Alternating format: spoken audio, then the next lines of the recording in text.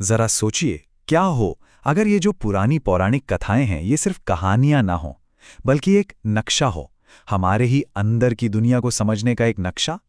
आज हम जीवन को देखने का एक ऐसा ही नया और बहुत गहरा नजरिया समझने जा रहे हैं। और देखिए, इस पूरे विश्लेषण की सबसे गहरी सच्चाई शायद इसी एक पंक्ति में है कि ये पूरी पौराणिक कथा इंसान के भीतर ही घटित होती है। इसका मतलब क्या हुआ? मतलब ये कि ये जो भी युद्ध है, ये जो नित्य है, ये सब कुछ कहीं बाहर नहीं हो रहा, ये सब हमारे ही अंदर चल रहा है। तो चलिए, इसी अंदरूनी ब्रह्मांड के दो सबसे बड़ी ताकतों से मिलते हैं। हम अपने ही भीतर काम कर रही दो बुनियादी शक्तियों को समझने वाले हैं। एक है ऊर्जा और दूसरी है जागरूकता। तो एक तरफ है काली, यानी हमारे मन की वो बेलगाम ऊर्जा जो आवेगों से, कच्ची भावनाओं से, एक अचेतन शक्ति से भरी हुई है। और दूसरी तरफ है शिव, हमारे ख्यालों के पीछे की वो शांत मौजूदगी, वो ठहराव, वो चेतना जो बस सब कुछ देखती है, एक साक्षी की तरह। तो जब ये दोनों ताकतें आपस में मिलती हैं तो होता क्या है? असल में हमारे अंदर की यही हालत दो बिल्कुल अलग अलग रास्तों को, दो अलग नतीजों को जन्म दे सकती है।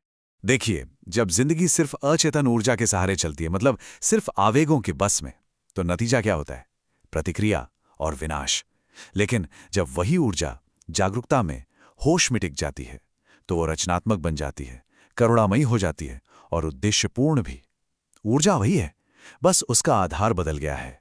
तो इसका मतलब ये बिल्कुल नहीं है कि हमें इन दोनों में से किसी एक को चुनना है।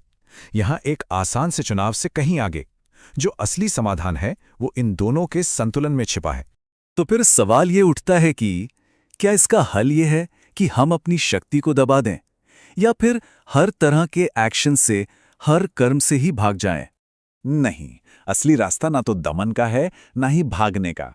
असली शिक्षा तो इससे कहीं ज्यादा गहरी और शक्तिशाली है, एक सूक्ष्म ज्ञान। और वो गहरा ज्ञान बस इतना सा है कि ऊर्जा को जागरूकता पर स्थापित करो। बस यही मूल मंत्र है। अपनी सारी शक्ति को, सारे आवेगों को, अपनी सारी भावनाओं को बस अपनी जागरूकता की रोशनी में ले आओ।